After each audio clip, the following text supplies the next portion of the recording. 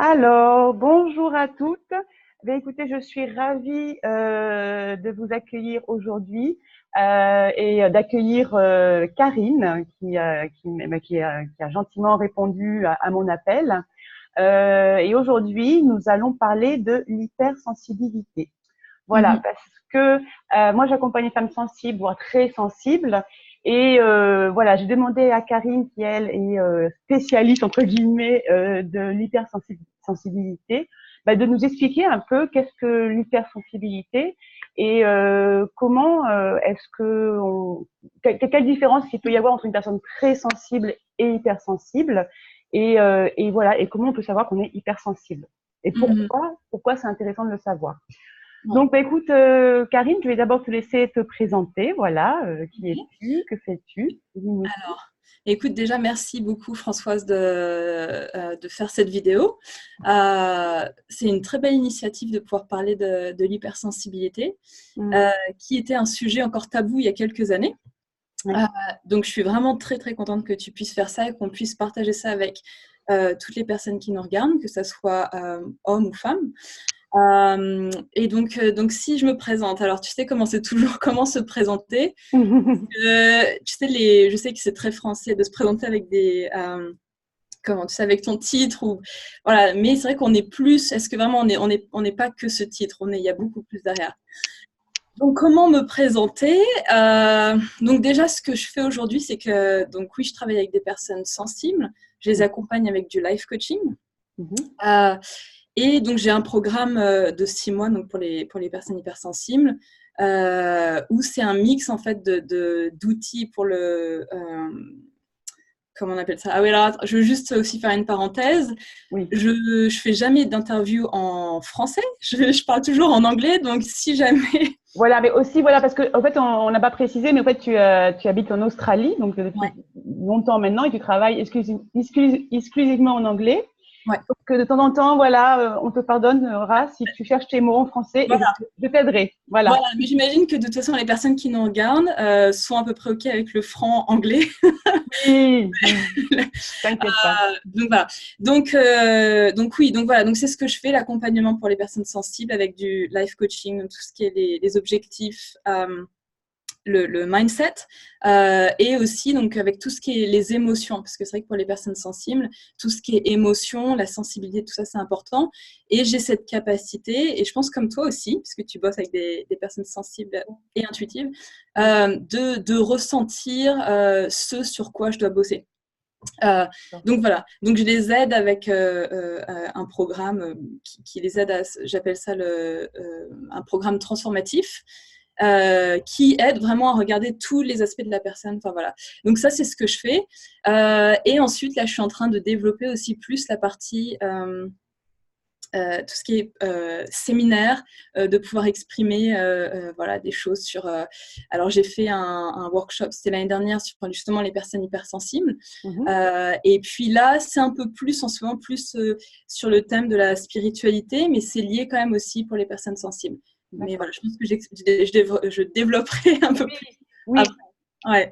Alors moi, ce que je voulais savoir, c'est donc tu travailles toi exclusivement avec des personnes hypersensibles ou Alors, c'est, je pense que pour l'instant, j'ai pas eu que des personnes hypersensibles qui sont venues me voir, mais c'est vrai que quand j'ai commencé, j'avais pas spécialement dit exclusivement que je travaillais avec ce type de personnes. ouais, Maintenant, tout le monde est les bienvenus. En fait, je pense que c'est plus tu sais, comme on bosse, c'est une résonance. Donc, ouais, les personnes qui vont nous regarder justement à travers cette vidéo, ben, il y en a qui vont résonner avec toi, parce que voilà, tu es unique, et d'autres avec moi. Et donc, finalement, peu importe les personnes qu'elles se considèrent sensibles ou pas, si elles sentent qu'il y a une résonance, elles peuvent venir travailler avec moi. d'accord.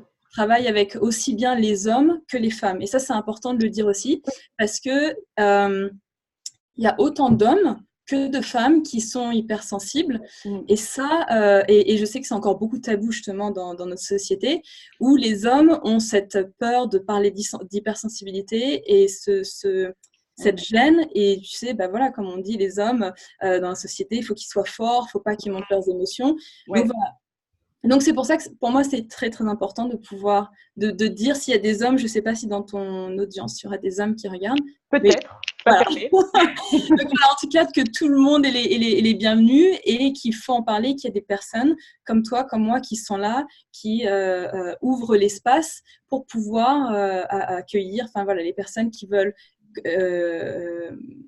laisser, comment dire, je peux dire ça, montrer leurs émotions, être vulnérables. Et alors toi, par exemple, tu vois, pour une personne qui est très sensible, mais qui connaît pas l'hypersensibilité, Ouais. comment dire, pour toi, c'est quoi la différence entre une personne très sensible et une personne hypersensible? Alors, c'est une bonne question. Donc, du coup, c'est vrai que je m'étais pas mal renseignée parce qu'il y en a qui me disaient que je ne savais pas qu'il y avait quelque chose comme l'hypersensibilité qui existe. Donc, c'est quoi la différence? Je dirais que la meilleure façon de regarder ça, c'est si tu prends un spectre et d'un côté, tu as les personnes hypersensibles et empathiques. Alors, en anglais, c'est highly sensitive people et empaths. Tu vois, mais en français, il n'y a pas vraiment de mot exact pour décrire ça. Empathique, mais empath, c'est même plus qu'empathique. Et de l'autre côté du spectrum, il y a ce qu'on appelle les personnes narcissistes. Alors, parce qu'on ne peut pas parler d'hypersensibilité sans parler de narcissisme. Et donc ça, c'est un thème qui est très important et qui revient d'ailleurs en fait dans les personnes sensibles sont confrontées dans leur vie et surtout au début à des personnes narcissistes, que ce soit en couple, avec des amis, au travail, une collègue ou le boss. Enfin voilà. En tout cas, on est confronté à ça. Ouais. Et ça peut être un repère justement pour une personne, le fait, tu vois, d'attirer des personnes narcissiques, ça peut être un repère pour elle justement. Ouais. Donc c'est un moment, parce qu'on se demande. Ah oui, c'est ça que je voulais dire. Juste sur le spectre, quand on revient au spectre, en fait, les personnes narcissistes manquent d'empathie, n'en ont pas en fait, alors que les personnes hypersensibles, très sensibles et empathiques, en ont. Donc en fait, si tu veux, ça nous permet de voir sur le spectrum comment on se situe en termes de sensibilité. Et finalement, oui, il y a aussi des personnes sensibles. Tu vois, c'est pas juste blanc, black or white. Mais voilà, tu vois, c'est sur le spectrum. Donc, d'un côté, tu vas avoir les très, très sensibles et de l'autre, les narcissiques qui ressentent rien, qui n'ont pas d'empathie. Et voilà. Donc, c'est le… Et après… Ouais. Excuse-moi. Et donc, ce que tu disais qui est vachement intéressant, c'est que les personnes très sensibles, elles vont souvent attirer, au fait, c'est ça, des relations avec ces personnes qui sont à l'autre bout du spectre. Ouais, exactement. D'accord. Exactement. Et en fait, ça, alors on s'en rend pas compte au début quand on est dedans, hein, parce qu'on a la tête dans tous les drames qui se passent avec ces personnes narcissiques. Et on comprend pas ce qui se passe. Et puis un jour, ça peut être soit avec une amie, soit quelque chose qu'on regarde sur les réseaux sociaux. Enfin, il y a quelque chose qui va arriver au bon moment, une information, et qui va nous dire, tiens, voilà, qui va nous parler de narcissisme. Et puis, donc, on va regarder ce que c'est, en fait, ce que c'est qu'une personne narcissiste et les traits. Est-ce que je suis avec une personne narcissiste, si c'est en couple ou avec un ami? Et là, on commence à comprendre qu'il y a une dynamique qui se passe. Et c'est une dynamique… je dirais en fait qui est nécessaire pour les personnes sensibles parce que, alors oui, quand on est dedans, tu vois, c'est horrible et je suis passée par là moi-même, donc par toutes les expériences d'ailleurs que j'ai citées, donc voilà. Mais en fait, on passe à travers toutes ces expériences pour nous permettre de nous réveiller et de revenir à notre vraie nature. Donc, il y a une raison pour laquelle on a ces expériences avec des narcissistes. D'accord. Et les personnes qui viennent te voir, au fait, c'est parce qu'elles vivent des relations comme ça et qu'elles n'en peuvent plus, tu vois, ou pourquoi à un moment donné elles viennent te voir, tu vois, comment elles ont pris conscience que c'était ça qu'elles avaient, tu vois, comme problématique entre guillemets. Alors les personnes qui viennent me voir, donc faut savoir qu'aussi les personnes sensibles, hypersensibles, sont des personnes aussi qui se posent beaucoup de questions sur la vie en général. Donc, tu vois, les questions de fond, justement, sur qui on est, d'où on vient, sur le monde, pourquoi la société, ça va pas, enfin, tout ça. Et donc, il y a aussi le trait qui vient avec les personnes hypersensibles, c'est d'être perdu. Donc, en fait, il y a un moment où on passe à travers tous ces drames, et que ce soit avec le boulot, tout ça, et on se sent aussi… on se sent perdu. Et c'est vrai que ce qui se passe, c'est que la plupart des personnes qui viennent me voir sont dans cette période elles se sentent perdues, il n'y a rien qui va dans leur vie. Enfin, c'est comme un cercle vicieux. C'est un effet boule de neige. Et c'est à ce moment-là qu'elles sont prêtes pour repartir et faire un travail sur elles-mêmes. Et en général, c'est des personnes, là, tu vois, il y a une question qui me vient, elles sont plutôt jeunes ou il n'y a pas d'âge, au fait, ça peut arriver à tout moment qu'elles aient ce déclic. Alors oui, après, c'est vrai que, alors je pense parce que je pense qu'on attire aussi comment dire, des personnes qui étaient le nous d'avant. Donc, du coup, moi, j'attire des personnes qui sont un tout petit peu plus jeunes que moi. D'accord. Mais j'ai aussi des clients, j'en ai eu quelques-uns qui sont plus âgés. Mais en général, c'est plus des personnes à peu près autour de mon âge, dans la trentaine. D'accord. Et toi, alors, pourquoi, qu'est-ce qui t'a amené, tu vois, dans ton parcours de vie, justement, à accompagner spécifiquement les personnes hypersensibles? Alors, c'est une très bonne question.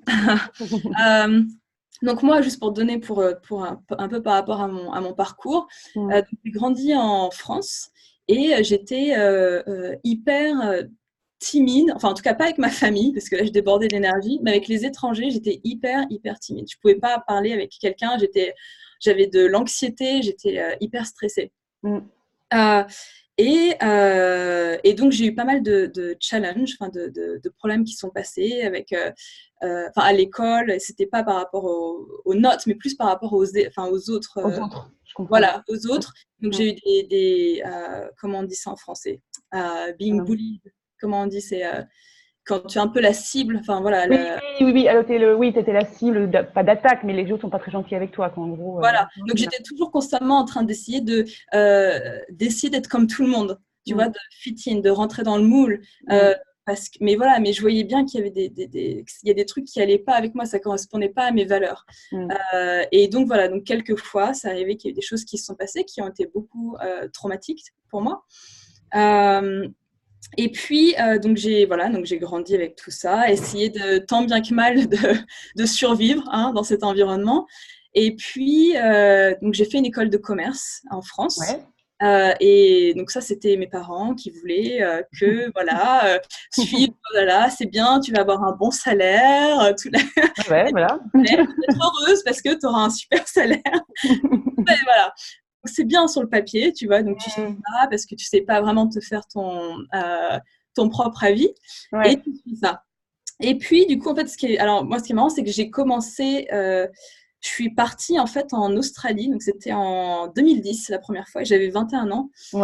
Et en fait, j'ai fait une année de césure pendant mes études. J'ai fait tout le tour de l'Australie. Je suis revenue en France. J'ai fini ma dernière année d'études.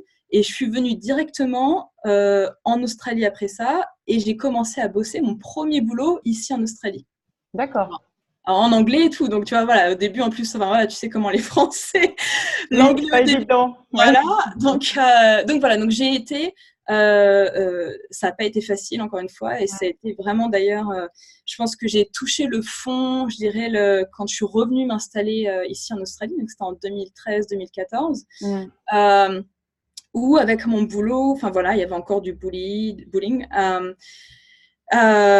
J'ai fait comme une sorte de burn-out à un moment, si tu veux. C'est que je rentrais tous les soirs en pleurs et j'avais mon copain de l'époque qui savait même pas comment réagir par rapport à mon hypersensibilité en fait. Et moi non plus, je comprenais pas. J'étais juste affectée.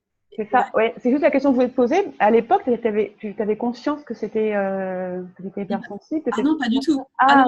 Non, parce qu'en plus, personne n'en parlait de ça, en fait. Donc, moi, j'ai grandi dans un environnement où on ne parle pas des émotions. Et j'avais personne autour de moi qui m'avait parlé d'hypersensibilité. Donc, j'avais l'impression d'être, comment dire, comme différente, mais en essayant de rentrer dans le moule tant bien que mal. Puis, en plus, je bossais dans la vente. Donc, je vais en parler. Donc, ça, pour les personnes hypersensibles, c'est peut-être l'un des pires métiers. D'accord. Après, ça dépend de l'environnement, mais en tout cas, dans ce que je faisais, c'était vraiment ce que j'aurais dû éviter. Mais en fait, tout se passe pour une raison. Donc, en fait, ça m'a permis de bosser sur moi. Mais ce qui s'est passé, c'est que dans ce premier boulot, j'ai fait un burn-out et j'ai même eu un problème de santé. Parce que tu sais, les émotions que j'exprimais pas, et ben après ça s'est transformé en problème de santé. Et j'ai été diagnostiquée avec un pré-cancer. Ah ouais. Et ouais. Et en fait, pour moi, c'était un gros réveil. Je me suis dit, mais qu'est-ce que je suis en train de faire? Je suis en train de mettre ma santé enfin, je veux dire, en péril. Et à partir de ce moment-là, j'ai décidé qu'il y avait quelque chose qui devait changer. Donc déjà, j'ai quitté ce boulot. Et en fait, donc ma santé en fait s'est rétablie après que j'ai quitté ce boulot parce que je me sentais mieux. Et parallèlement, j'ai beaucoup recherché, lu. Enfin, ah oui, c'est un truc aussi pour les personnes hypersensibles qui vont se reconnaître. C'est toujours de découvrir plus, vraiment cette capacité. La curiosité d'apprendre et tout. D'accord. Ouais. Et puis, et je suis tombée sur un livre, alors hasard ou voilà, meant to happen, qui s'appelle, en anglais, c'est The Highly Sensitive Person. Et voilà. Et ça a été écrit par le docteur Helen Aron. Je ne sais pas si tu en as entendu parler. Oui, Helen Aron, oui. Donc, c'est celle qui a découvert, en fait, l'hypersensibilité, parce qu'avant, c'était confondu avec l'introversion. Ouais. Et oui, il y avait une confusion. Mais elle a été publiée en français d'ailleurs. Oui, ils pourront trouver en français. Ouais. Moi, je l'ai lu en anglais. Et donc, c'est vrai que quand j'ai lu ce livre, j'avais des larmes qui coulaient de mes yeux parce que pour la première fois, je me suis dit, mais il y a quelqu'un, enfin, même si je n'étais pas physiquement avec elle, hein, mais qui me comprend, c'est exactement qui je suis. Et voilà. Et ça a été un gros boom. Waouh! Tu as compris, au fait. Là, en lisant ce livre, tu t'es dit, mais oui, c'est ça. Au fait, je suis pas folle. Voilà, c'est complètement normal. Et donc, il faut savoir aussi qu'en fait, il y a 20% à peu près de la population qui est hypersensible. Mais la plupart des gens vivent avec ça sans le savoir. Ouais. Donc, et la même proportion d'hypersensibilité a aussi été retrouvée chez les animaux. Je ne sais pas si tu avais dans le livre. Ouais. J'ai vu ça, c'est extraordinaire. Voilà. Donc après, on peut pousser sur pourquoi. Donc, c'est que dans les populations, on est censé avoir des personnes hypersensibles ou animaux qui permettent de voir en fait justement les choses avant les autres, quoi. C'est vraiment, et c'est ça l'hypersensibilité, c'est qu'en fait, on a un cerveau ou quelque chose qui processe l'information beaucoup plus en profondeur. Donc, par exemple, comment on peut décrire quelqu'un, voilà, si vous regardez la vidéo, comment savoir si vous êtes hypersensible? Tout à fait, c'est intéressant. Eh bien, si par exemple, vous allez dans un shopping center, centre commercial, voilà, et que c'est le week-end et qu'il y a du monde partout, qu'il y a des lumières, il y a les enfants qui crient, et ben ça, c'est pour une personne hypersensible, elle peut pas faire ça, elle se sent oppressée, enfin, besoin de partir de cet endroit.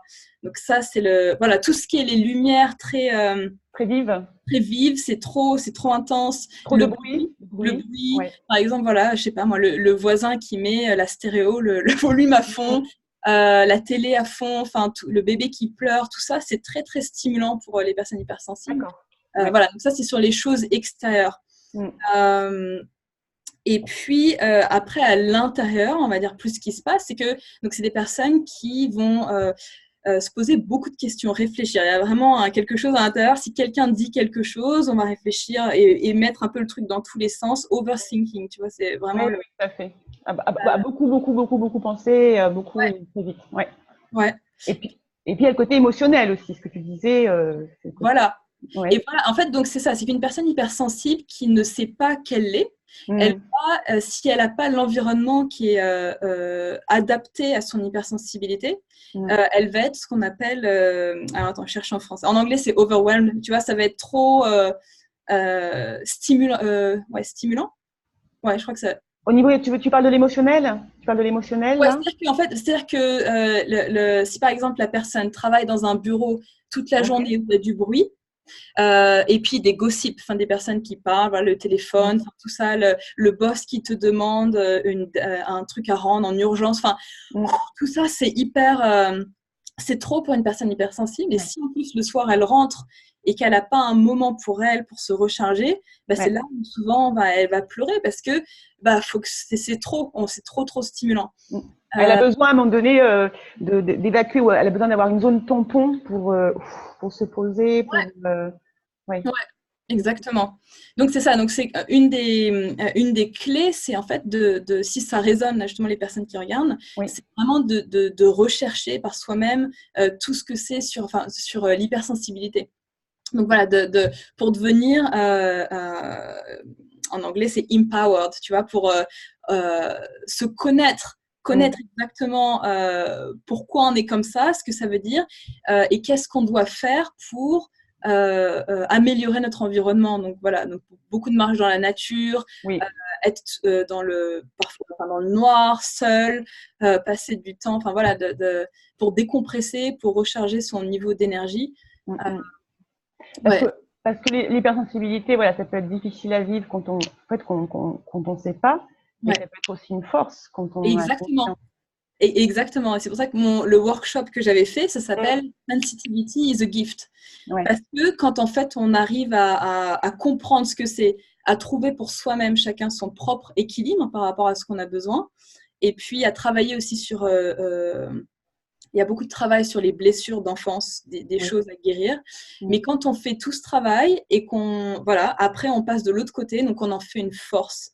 Et c'est ça ce que j'aime en fait, c'est de pouvoir aider les personnes à passer d'un bout à l'autre. Mm. Parce qu'en fait, les personnes hypersensibles ont un sentiment qu'elles sont là pour quelque chose de plus grand. Elles ne savent Mm. pas trop comment mettre un mot dessus, mais comme une mission. Tu vois. D'accord. Mm. Et effectivement, c'est le cas. Donc, du coup, et c'est pour ça qu'elles sont hypersensibles, c'est parce qu'elles peuvent percevoir des choses dans ce monde d'aujourd'hui qui ne vont pas. Mm. Et donc, il y a un gros travail après de revenir sur elles-mêmes. Mm. Elles sont là pour justement, alors, pour aider, je dirais, le monde à aller dans le sens, dans un meilleur sens, voilà, à aller D'accord. vers le haut. Mais pour ça, il faut arriver à se comprendre à 100%. Il faut comprendre qui on est. Mais c'est un vrai cadeau une fois qu'on a compris qui on est. D'accord. Et toi, du coup, au niveau de ton accompagnement, en quoi il est spécifique alors par rapport aux personnes hypersensibles? Et ben alors donc parce que moi donc ça recoupe donc des objectifs qui sont proches du cœur, parce que ça c'est important aussi. Mm. C'est-à-dire qu'on est dans une société encore où c'est beaucoup sur le cerveau qui veut qui veut dire ouais moi je veux ça, mais Mm. souvent c'est pas, si ça vient pas du cœur, si c'est basé juste par rapport à un objectif financier, ça a pas de sens. Mm. Donc moi, tu vois, mon accompagnement, c'est vraiment de reconnecter mes clients à leur cœur et vraiment à ce qu'ils ont envie de faire. Ouais. Mais ça implique d'avoir une force, d'avoir le courage de dire peut-être non à la famille, parce que souvent il y a la pression de la famille derrière. Ça peut être difficile, ouais. Mm.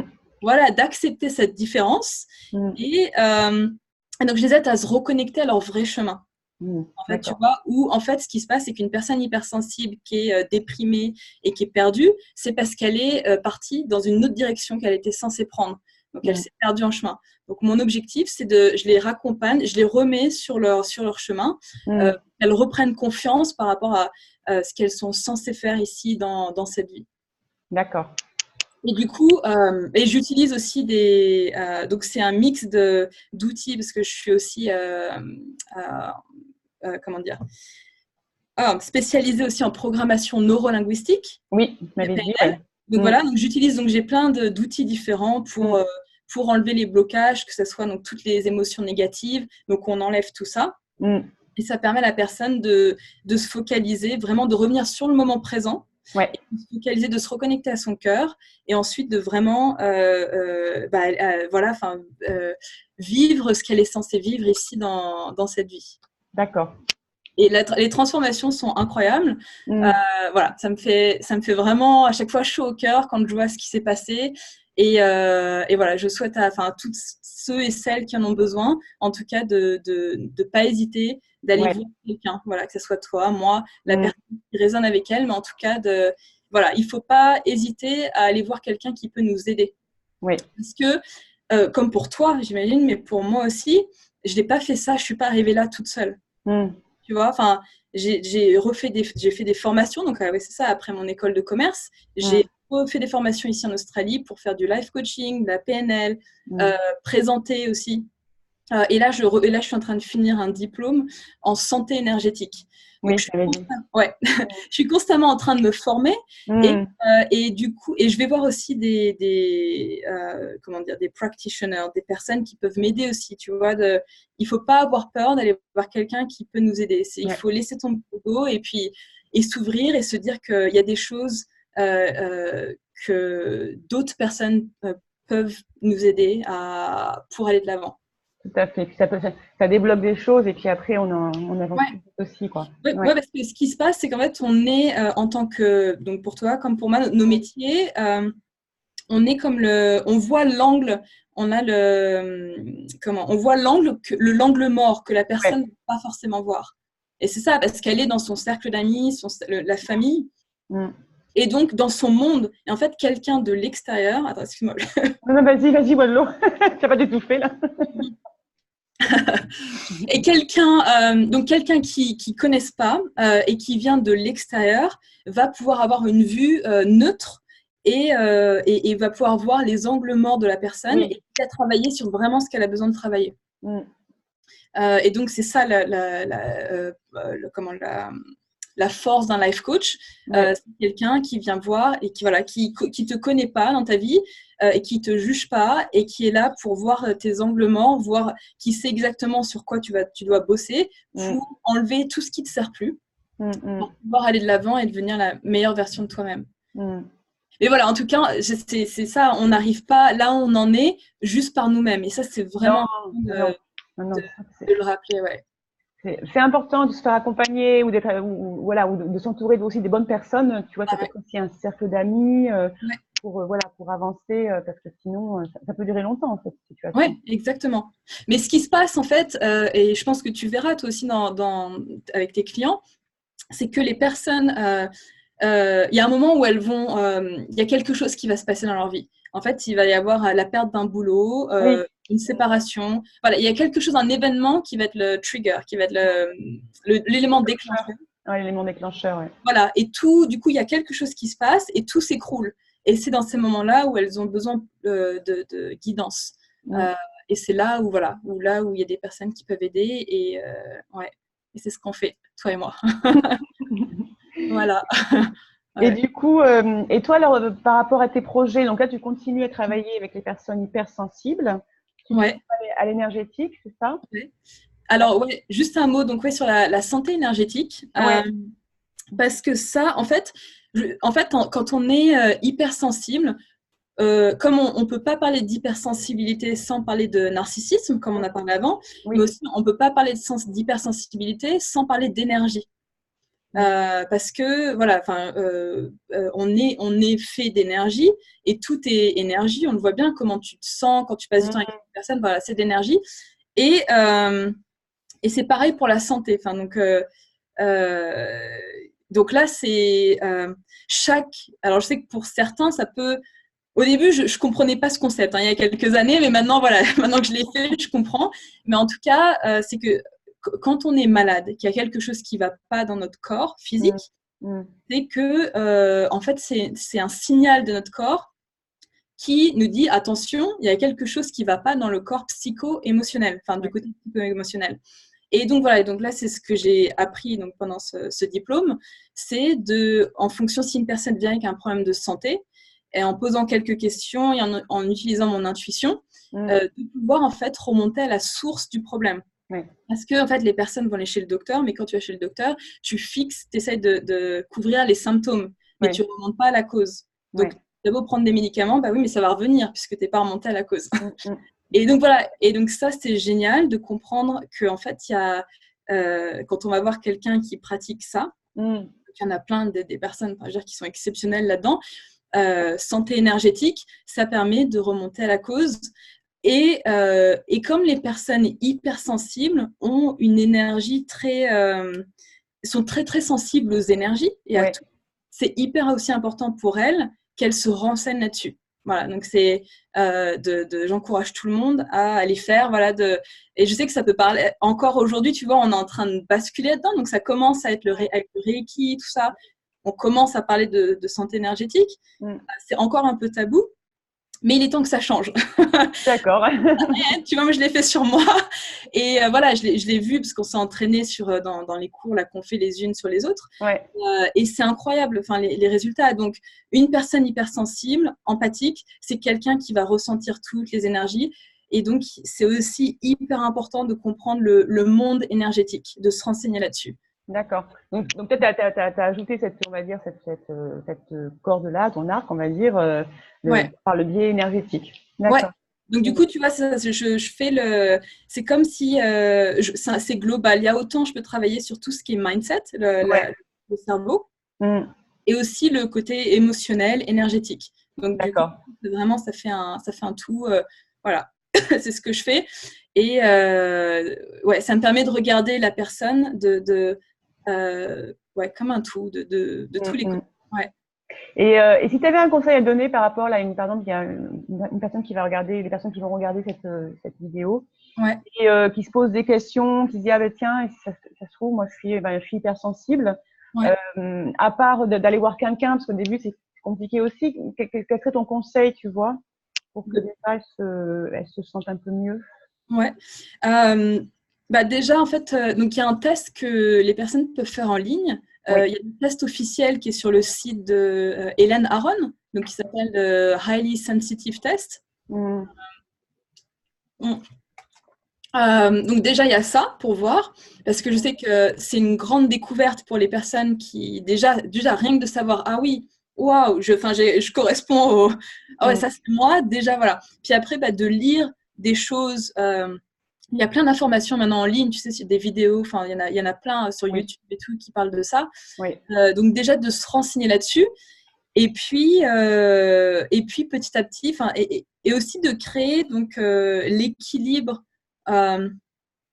autour. Donc je dirais de pratiquer en fait, il y a de pratiquer plus de choses où on se donne de l'espace, comme le yoga, la méditation, un peu calme peut-être, on est un peu seul. Ouais. Parce que du coup, c'est dans ces moments-là qu'on arrive à se ressourcer, à s'apaiser et à avoir plus de clarté sur ce qu'on doit faire. D'accord. Donc là, déjà, c'est hyper important. Et puis après, le chemin aussi, c'est qu'à un moment aussi, on est amené à regarder son entourage, comme tu disais, et ça, c'est hyper important, de voir dans l'entourage qu'est-ce qui nous tire vers le haut et qui nous tire vers le bas. Et d'être vraiment honnête avec ça, et après de prendre des décisions, de lettre go, de laisser partir des personnes qui énergétiquement nous tirent et vers le bas, et qu'on a besoin de laisser partir. D'accord. Écoute, je trouve que ce soit très bien, les quelques conseils que tu as donnés là pour les personnes qui nous regardent, parce que je trouve que pour un début, ça leur permet vraiment de débroussailler, de vraiment, tu vois, se poser, faire le point sur elles, sur leurs relations. De toute façon, je mettrai le lien vers le test là. Hélène Aron. Hélène Aron, ouais. Et puis, tu sais, pour la méditation, donc s'il y en a qui ne savent pas encore comment faire, parce que des fois on dit oui, il faut méditer, puis il y en a, j'ai de mes clientes qui m'ont dit, mais qui ne savaient pas par où commencer finalement. Personnellement, pour moi, je le fais avec beaucoup de méditation guidée que je trouve sur YouTube. Et c'est très bien pour commencer. Tu peux prendre 10-15 minutes. Tu tapes méditation guidée before sleep, avant de se coucher, ou pour le stress, ou pour n'importe. Et du coup, tu n'as même pas besoin de penser. Et ça, je trouve que c'est vachement bien quand tu commences. Moi, je suis d'accord parce que moi, c'est ce que je fais aussi. Et puis, même des fois, c'est pas 15 minutes, c'est 5 minutes. Hein. Et ça peut être même 2 minutes. C'est juste, hop, on prend un petit temps, là, tu vois. Et voilà, faut pas, parce que des fois, quand on parle de méditation, le problème, c'est que les personnes se disent, là, il faut bloquer 1 heure, c'est un. Non, des fois, des fois, je faisais dans ma voiture en attendant les enfants à l'école, tu vois. Voilà. Ouais. Oui, tu peux le faire. Exactement. Non, tu as raison, 2 minutes. Si tu as 2 minutes, c'est 2 minutes. Voilà, parce qu'il vaut mieux 2 minutes que rien. Non, c'est ça. Et en fait, ce qui se passe, c'est que dans le cerveau, après, ça commence à changer des choses petit à petit. Juste d'avoir ce calme.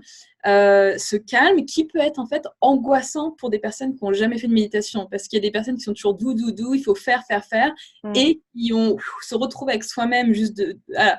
Mais juste 2 minutes, voir ce qui se passe et de ne pas juger, s'il y a de la frustration, de laisser la frustration, s'il y a de la frustration, peu importe ce qui se passe, de ne pas juger, et puis mais en tout cas la méditation c'est un outil vraiment que je recommande à toutes les personnes hypersensibles qui changent vraiment sur le long terme. Ouais. Là, je trouve que tu as donné de très très bons conseils, très précieux.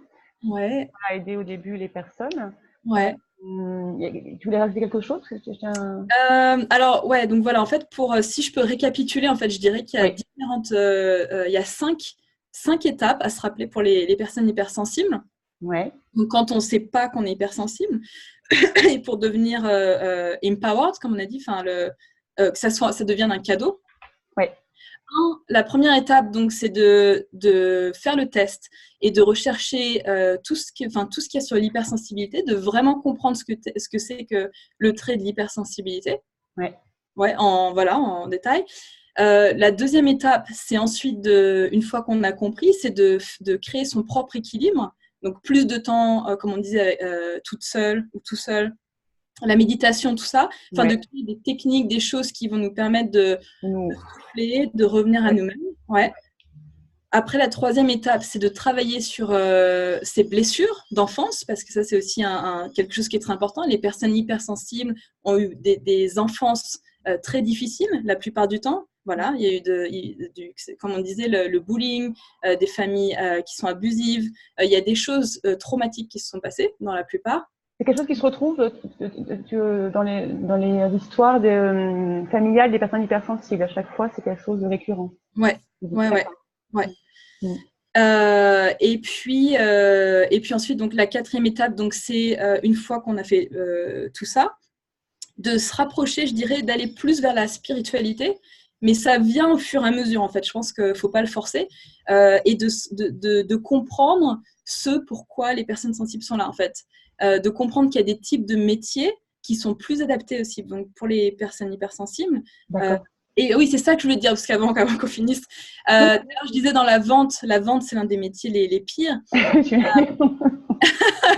Et ça, c'est parce que les personnes hypersensibles, en fait, et d'ailleurs, Hélène Aron le dit dans le livre, sont plus faites pour des personnes qui vont faire de l'éducation, counseling, life coach, c'est plus caring, tu vois, c'est plus une énergie pour aider les autres. Voilà, je crois que c'est ça qui est important. Aidante, voilà, les aidants, peut-être tu crois les enseignants aussi ou Ouais, les enseignants, alors ils sont peut-être pas tous hypersensibles, mais en tout cas. Non, bien sûr. Malheureusement, non, il faut de tout. C'est quelque chose d'important à rappeler, c'est qu'en fait, il n'y a pas de mieux ou de moins bien. Il n'y a pas de personnes hypersensibles qui sont au-dessus. Enfin, on est tous égaux et on a besoin de nous tous, en fait, dans la société. Mais c'est juste de comprendre les forces de l'hypersensibilité, les types de métiers qui correspondent. Et après, je dirais que ça va au-delà du métier. C'est qu'on est là pour une mission dans notre vie et on sent un appel. Et c'est souvent l'appel d'aller aider les autres. Et on a chacun, il faut se rapprocher de ça, de ne pas se comparer aux autres. C'est hyper important. Tu vois, j'ai une de mes amies qui me disait, Karine, elle me dit, je voulais faire life coach et tout parce que je veux aider les autres, mais je sais pas et tout. Et en fait, elle aide les autres. Elle bosse dans une compagnie de IT, donc tout ce qui est informatique. Ouais. Et c'est que des hommes, et puis c'est très égotistique, enfin, tu vois, tout ça. Et en fait, mais elle est là-bas parce que, avec son hypersensibilité, elle permet d'harmoniser cet environnement. Elle humanise. Mais tu vois, c'est important ce que tu dis, parce que c'est pas, quand on parle des métiers d'aide, c'est pas forcément être coach ou être assistante sociale. C'est parfois, c'est comme ton amie, là, tu vois, elle est là-dedans. Elle est là-dedans dans un contexte particulier. Ouais. C'est important de le dire, quoi. Voilà. Oui, parce qu'il y a le métier. Oui. Il y a la mission. Mais il y a des personnes qui, dans leur métier, même si c'est pas forcément un métier directement d'aide aux autres, mais qui vont le faire à travers quand ils vont aider leurs collègues, leurs boss. Enfin, il va se passer quelque chose. Donc Mais en tout cas, les personnes sensibles, la clé, c'est qu'elles sont là pour aider les autres. Ça, c'est le thème récurrent. Ça va avec leur côté empathique, avec le côté à sentir vraiment les énergies, les personnes. Donc, je trouve que c'est ouais. Donc aider les autres, voilà, c'est ça. Et puis apporter quelque chose qui vient du cœur, tu vois, vraiment, ouais. Et on a besoin de personnes hypersensibles, sensibles, qui se réveillent là-dessus et qui explorent tout ça et qui se mettent à rechercher ce pourquoi elles sont faites là dans cette vie, parce qu'on a besoin de ces personnes en ce moment, beaucoup plus que c'est en ce moment. Donc voilà. D'ailleurs, tu vois, ah oui, et le cinquième, c'est quoi le cinquième alors? Ah oui, donc le quatrième, c'était de se rapprocher de la mission et du type de métier. Voilà. Et le cinquième, c'est une fois qu'on a intégré tout ça, et ben c'est d'être et de faire ce qu'on est vraiment censé faire. C'est ce que j'appelle d'être en alignement. Oui, l'alignement. Tu sens qu'il y a une paix à l'intérieur de toi, que tu fais ce que tu es censé faire. Et ben c'est ça. Voilà. Donc 1, 2, 3, 4, 5. Et voilà, je pense que toi, tu as dû arriver là aussi. Et c'est juste un sentiment. Ça ne veut pas dire qu'on est parfaite, ça ne veut pas dire qu'il n'y a pas des hauts et des bas dans la vie. Ah non, on est des humains. Hein.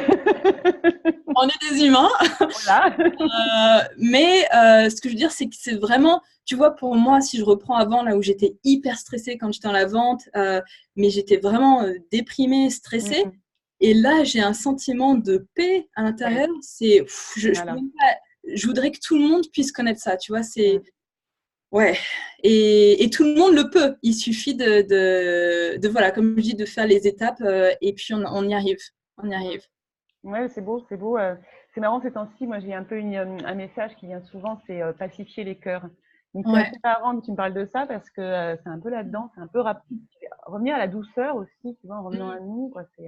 Ouais. Je pense que c'est en effet le monde en a besoin. Oui, oui.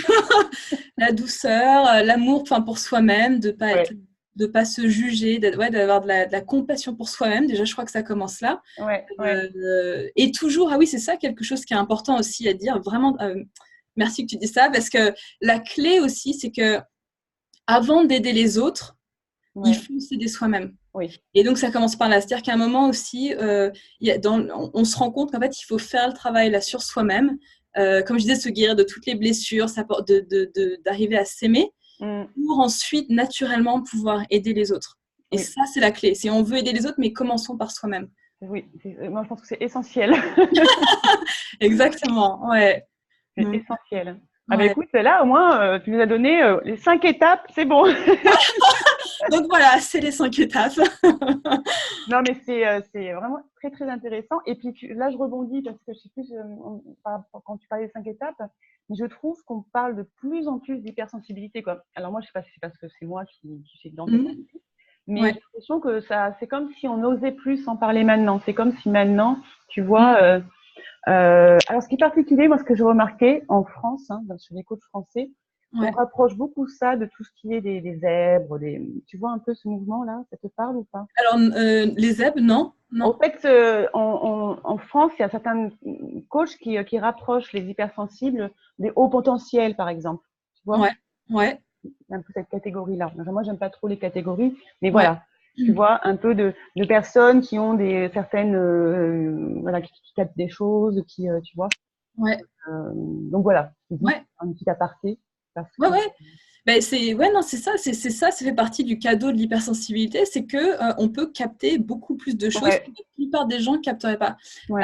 Et c'est ça, de pouvoir utiliser ça à son avantage. En fait. Et d'ailleurs, les entreprises qui comprennent ça, malheureusement, il n'y en a pas encore beaucoup aujourd'hui, et pourraient utiliser, je dirais, avoir des personnes hypersensibles à leur avantage.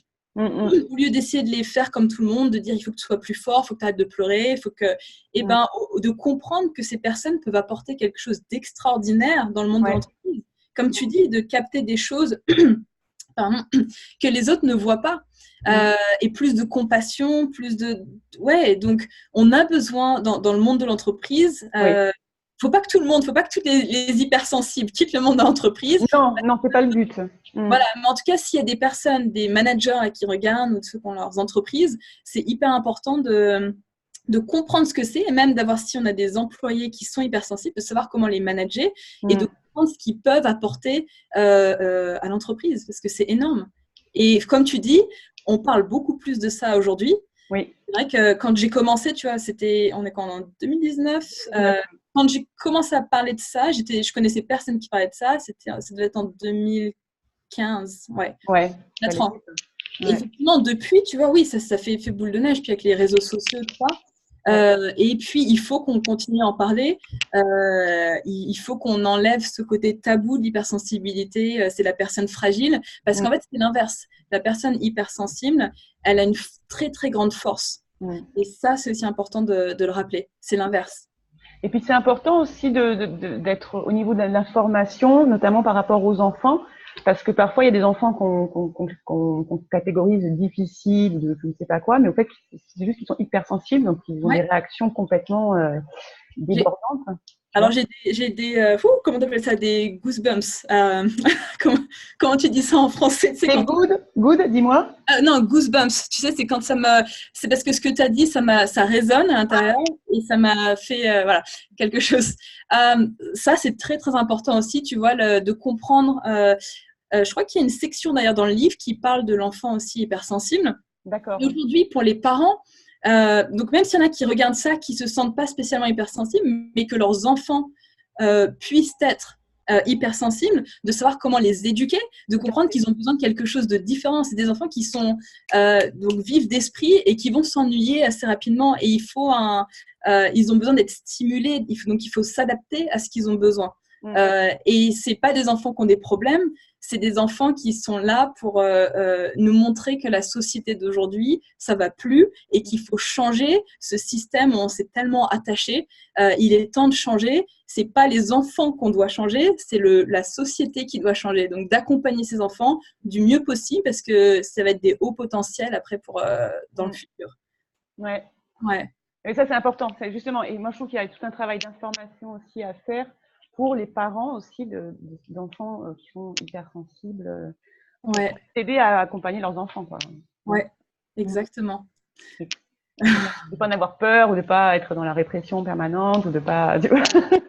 Non, pas du tout. Non, il faut vraiment y aller avec un esprit ouvert et puis et comprendre que ces enfants, encore une fois, ils n'ont pas de problème, ils sont parfaits. Non, mais voilà, ils n'ont pas de problème. C'est juste qu'il faut faire autrement. Faut voilà. Ouais. Et d'essayer de rentrer dans leur monde, de comprendre et de voir ce qu'ils ont besoin. Au lieu d'essayer de les façonner à ce qui existe déjà, puisqu'ils sont là pour créer des nouvelles choses dans le futur. Donc, on ne peut pas les façonner. Non, on peut pas leur donner des médicaments. Ils n'ont pas de problème. Ils sont parfaits comme ils sont. C'est vrai qu'en France, on donne beaucoup de médicaments aux enfants. C'est très peur. Ouais. Dès le primaire, quoi. Enfin bref, c'est un autre sujet, mais voilà. Ouais, non, c'est clair, on pourrait en parler. Ouais. Mais donc voilà, mais en tout cas, vraiment, ça c'est quelque chose d'ailleurs qui me tient vraiment à cœur. Et tu vois, parce que tu me parlais dans les projets là tout à l'heure, donc peut-être pour finir là-dessus, ça dépend combien de temps tu veux que la vidéo. Vas-y. Mais j'ai en fait, parce que j'ai toujours aussi cet appel de pouvoir aider les plus jeunes. Ouais. Et donc, dans ma communauté, là où j'habite, il y a eu plusieurs suicides de jeunes qui sont passés, qui avaient à peu près 17-18 ans. La communauté s'est réunie et s'est dit, OK, là, il y a un problème, qu'est-ce qu'on peut faire, qu'est-ce qu'on peut apporter comme solution? Et donc, chacun a donné, voilà, ceux qui ont des business, que ce soit pour le faire du sport ou d'autres, des cercles, d'autres aller récupérer les déchets sur la plage. Enfin, tout le monde a donné des idées. Et moi, je vais faire des workshops pour les jeunes alors, je sais pas, j'ai dit 18 à 21 ans, mais ça peut être de 16 à 21 ans. Tu vois, c'est à voir qui en a besoin, mais en tout cas, les jeunes. Avant 21 ans, pour leur permettre d'avoir des outils qu'ils n'ont pas à l'école et que la plupart n'ont pas avec leurs parents. Donc voilà, donc ça c'est aussi un des projets là qui me tient à cœur et que je vais commencer là dans les prochaines semaines. Ouais, c'est un super projet. Ouais. Parce que du coup, c'est ouvrir vraiment, voilà, c'est donner cette information puis ouvrir, quoi. C'est partager, quoi, tu vois.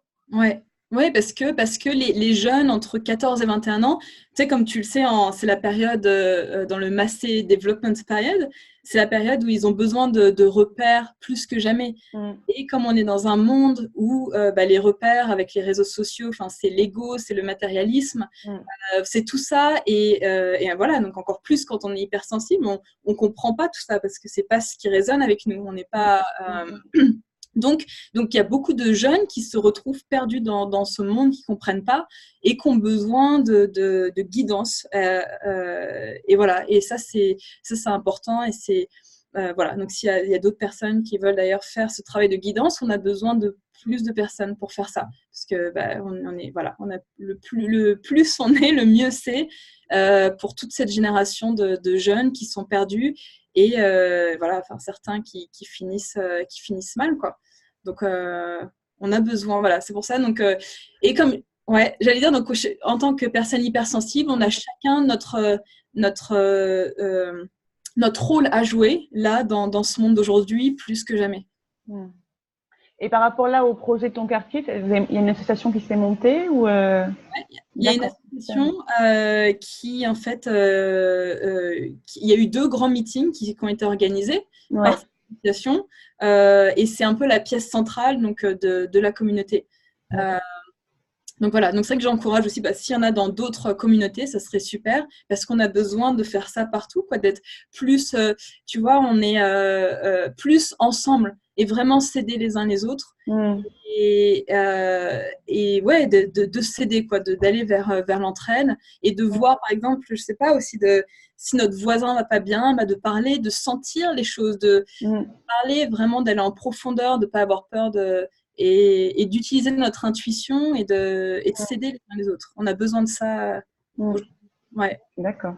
Ouais. Voilà. Voilà. Et dis-moi, le mot de la fin, je te laisse le mot de la fin. Le mot de la fin, alors voilà, on a besoin de personnes hypersensibles qui se réveillent sur leur hypersensibilité et qui utilisent ça comme une force. Donc voilà, si ça résonne avec vous, notre sujet d'aujourd'hui, cette vidéo, n'hésitez pas à rechercher, à être curieuse là-dessus. Vous n'êtes pas toute seule parce qu'il y a des moments où ça peut être très... comment dire, on peut se sentir seul sur le chemin parce qu'on se sent mal compris, mais vous n'êtes pas toute seule. Il y en a d'autres qui sont passés par là, il y en a qui peuvent vous aider.